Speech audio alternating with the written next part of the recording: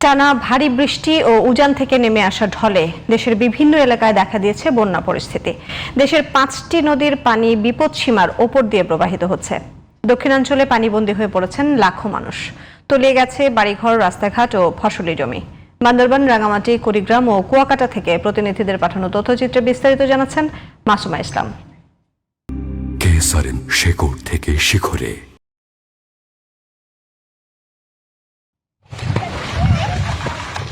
টানা ভারী বর্ষণ ও পাহাড়ি ঢলে কক্সবাজারে বন্যা পরিস্থিতির আরও অবনতি হয়েছে। জেলার অন্তত 40টি ইউনিয়নের 2 শতাধিক গ্রাম প্লাবিত হয়ে প্রায় 6 লাখ মানুষ পানিবন্দী হয়ে পড়েছেন। এদিকে জেলার প্রধান 2 নদী বাঘখালী ও মাতামুহুরের পানি বিপদসীমার উপর দিয়ে প্রবাহিত হচ্ছে।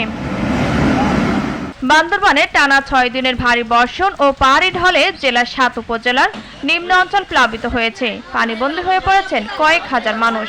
বিপদসীমার উপর দিয়ে প্রবাহিত হচ্ছে সাঙ্গু ও মাতামুহুরী নদীর পানি। রাস্তাঘাট ডুবে যাচ্ছে, করতে কষ্ট, আমাদের এখন পানিতে যদি অনেক সমস্যা হচ্ছে। আজকে 4-5 দিন 6 দিন পর্যন্ত পর্যটক নিষেধাজ্ঞার কারণে আমাদের এখানে চলতে খুব কষ্ট হয়ে যাচ্ছে। আমাদের টানা ভারী বর্ষণ, পাহাড় ধসে সড়ক যোগাযোগ বিচ্ছিন্ন হয়ে পড়ায় রাঙামাটি সাজেক ভ্যালিতে আটকে পড়া পর্যটকদের উদ্ধার করছে সেনাবাহিনী। পানি বাড়ছে কুড়িগ্রামের ধরলা, তিস্তা, দুধকুমার নদীর পানি। তিস্তা নদীর পানি কাউনিয়া পয়েন্ট গত 24 ঘন্টায় 7 সেন্টিমিটার বৃদ্ধি পেয়ে বিপদসীমার 31 সেন্টিমিটার। দুধকুমার নদীর পানি পাটেশ্বরী পয়েন্টে 50 সেন্টিমিটার বৃদ্ধি পেয়ে বিপদসীমার 89 সেন্টিমিটার ও ধরলা নদীর পানি কুড়িগ্রাম পয়েন্টে 22 সেন্টিমিটার বৃদ্ধি পেয়ে বিপদসীমার নিচ দিয়ে প্রবাহিত হচ্ছে। এদিকে পটুয়াখালী সদর থেকে গ্রাম অঞ্চলে বিভিন্ন সড়ক ও নিচু স্থান পানি জমে জলাবদ্ধতা সৃষ্টি হয়েছে। সবচেয়ে বেশি ভোগান্তিতে পড়েছেন নিম্ন আয়ের মানুষ। শুক্রবার ভোর 6টা থেকে আগের 24 ঘন্টায় জেলার কলাপাড়ায় 68 মিলিমিটার বৃষ্টিপাত রেকর্ড করা হয়েছে।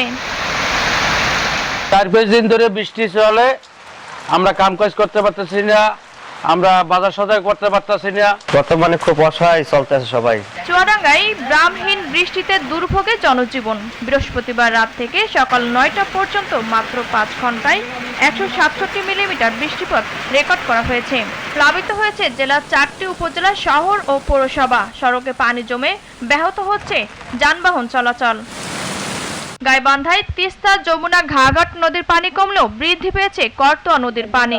ভাঙন দেখা দিয়েছে 12টি পয়েন্টে।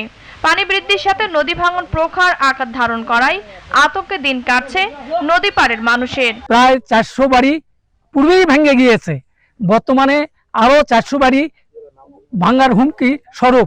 এইটুকুই জমি শুধু বাড়ি করে থাকি, এটা ভাঙে গেলে আমরা থাকবো কোথায়? সরকারের কাছে একটাই আবেদন যে আমাদের এটা বাঁধিয়ে দিলে আমাদের মনে হয় সবচেয়ে ভালো হয়। হবিগঞ্জ সদর উপজেলার লস্করপুর ইউনিয়নের কালীগঞ্জ এলাকায় খোয়াই নদীর প্রতিরক্ষা বাঁধ ভেঙে পানি ঢুকছে লোকালয়ে। প্লাবিত হয়েছে অন্তত 15টি গ্রাম। হঠাৎ পানি ঢুকে পড়ায় চরম দুর্ভোগে পড়েছেন কয়েক হাজার মানুষ। গবাদি পশু ও আসবাবপত্র নিয়ে নিরাপদ স্থানে ছুটছেন বন্যা দুর্গতরা।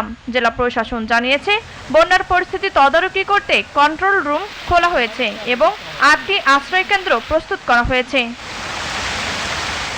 এছাড়া বিরূপ আবহাওয়ার কারণে দেশের চট্টগ্রাম, মংলা, পায়রা সমুদ্র বন্দর ও কক্সবাজারে 3 নম্বর স্থানীয় সতর্ক সংকেত দেখাতে বলা হয়েছে।